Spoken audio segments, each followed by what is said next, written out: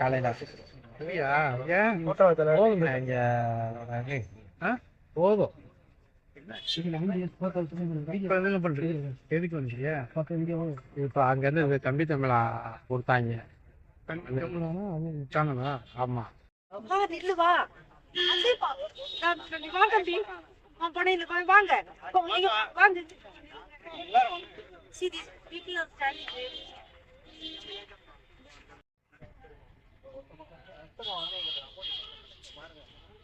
ஒரு petition copy கிடைக்குமா?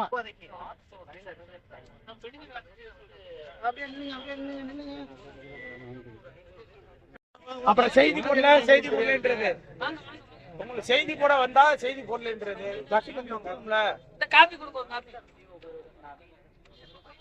ஒருத்தர் பின்னாடி ஒருத்தரா நிக்கிறீங்க. இங்க எல்லாருக்கும் நிறைய இருக்கும்.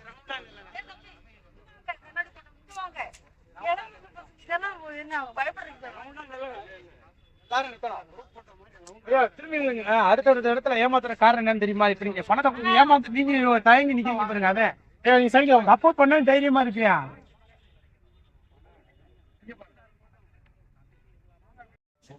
கூப்பிடுங்க, நீங்க தான் பிரச்சனை.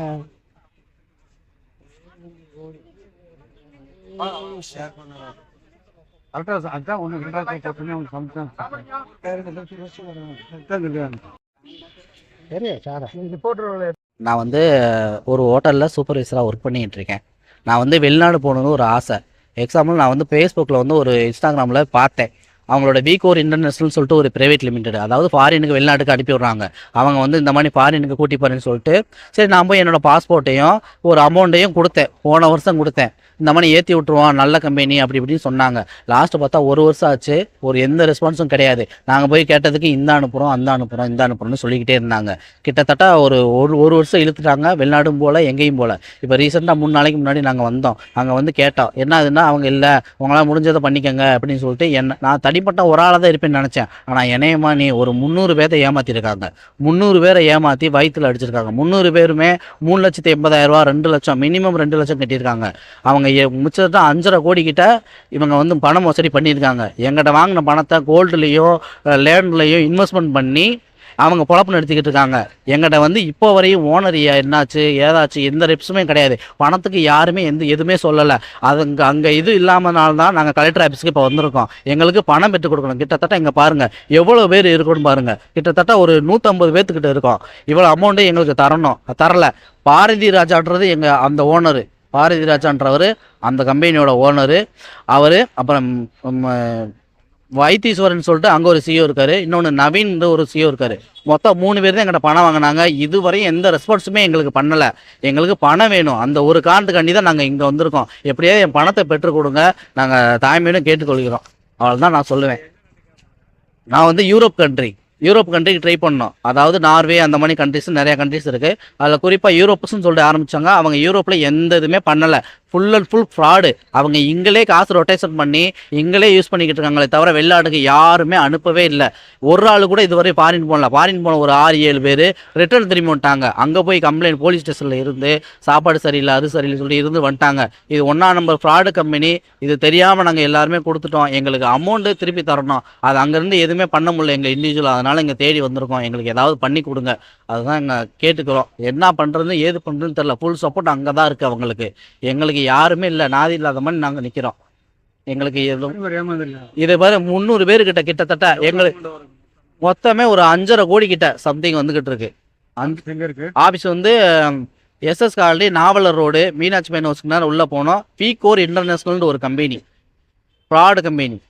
இப்போ இதுவரை எங்களுக்கு தெரிஞ்சு 150 பேர் இங்கே நிற்கிறோம். தெரியாமல் 500-1000 பேர் கூட இருக்கலாம். எத்தனை பேருன்னு எங்களுக்கு தெரியல. மினிமம் 1000 ரூபா இருப்பாங்க கம்பல்சரி. இத்தனை வருஷம் அவங்க ஏமாத்திக்கிட்டு தான் இருக்காங்களே தவிர வேறு எதுவுமே பண்ணல. இப்போ ஓனர் எங்கே இருக்காருன்னு தெரில. ஆனால் இந்தியாவுக்குள்ளே தான் இருக்காரு. ஆனால் எங்கே இருக்காருன்னு தெரில. போலீஸ் ஸ்டேஷனில் வந்து கம்ப்ளைண்ட் கொடுக்க போனோம். ஃபர்ஸ்ட் வந்து பணம் இது பண்ணதுக்கு நாங்கள் கம்ப்ளைண்ட்லாம் கொடுக்கல இது வரையும். எந்த ஆக்ஷனும் இல்லை. போலீஸ்காரங்க வர்றாங்க, நிற்கிறாங்க, போகிறாங்க, எங்களுக்கு எதுவுமே தெரில. பட் இருந்தாலும் நாங்கள் முறையாக, ஏன்னா இவ்வளோ பேர் இருக்கோம், எங்களுக்கு உடனே ரெஸ்பான்ஸ் வேணும். ஏன்னா வட்டி காசுக்குள்ளே எங்களால் பழக்க முடியாது. அதனால ஒரே காரணத்துக்காண்டி தான் நாங்கள் கலெக்டர் ஆஃபீஸ்க்கு வந்திருக்கோம். எங்களுக்கு நல்லபடியாக இது பண்ணி கொடுக்கணும். என்னோட பேர் திருமூர்த்தி, காரியாபட்டி, விருதுநகர் மாவட்டம். அதை பண்ணி இதோ ஒரு ஆள் வச்சவங்க மொத்தமாக எல்லாத்தையும். என் பேர் வந்து அருண்குமார், அரியலூர். என் பேர் வந்து அருண்குமார், அரியலூர் டிஸ்ட்ரிக்ட், ஆண்டிமடம் தாலுக்கா, கவரபாளையம் கிராமத்தை சேர்ந்தேன். நான் வந்து ஃபேஸ்புக்கு, இன்ஸ்டாகிராம் மூலிமா வந்து விக்ரோர் என்ற வெளிநாட்டுக்கான நிறுவனத்தை தொடர்பு கொண்டேன். அப்போ வந்து அவங்க என்ன பண்ண சொன்னாங்கன்னா, ரஷ்யாவுக்கு அனுப்பி வைக்கிறேன், மாதம் வந்து 1 லட்ச ரூபா சம்பளம், 4 லட்ச ரூபா செலவாகும், உங்களை வந்து 45 நாளில் வந்து ஏற்றி விட்றேன் அப்படின்னாங்க. ஃபஸ்ட்டு வந்து 150 கட்ட சொன்னாங்க. 150 எதுக்கு கட்ட சொன்னாங்கன்னா, உங்களுக்கு வந்து ப்ராசஸ் பண்ணணும் அப்படின்னு சொல்லிட்டு கட்ட சொன்னாங்க. கட்டின அப்புறம் பார்த்தீங்கன்னா விசா வருது. விசா வந்து 3 மாதம் விசா. கேட்டால் வந்து டூரிஸ்ட் விசா தான் அப்படின்னு சொல்லி அங்கே போய் மாற்றி விட்றேன் அப்படின்னாங்க. கடைசியில் பார்த்தா அது வந்து அங்கே போய் பார்த்தா ஒர்க் பர்மிட் தான் இருந்தால் தான் வேலை பார்க்க முடியும், டூரிஸ்ட் விசாவில் வேலை பார்க்க முடியாது. எங்களுக்கு கொண்டு போய் ஒரு இடத்துல அடைச்சி விட்டாங்க.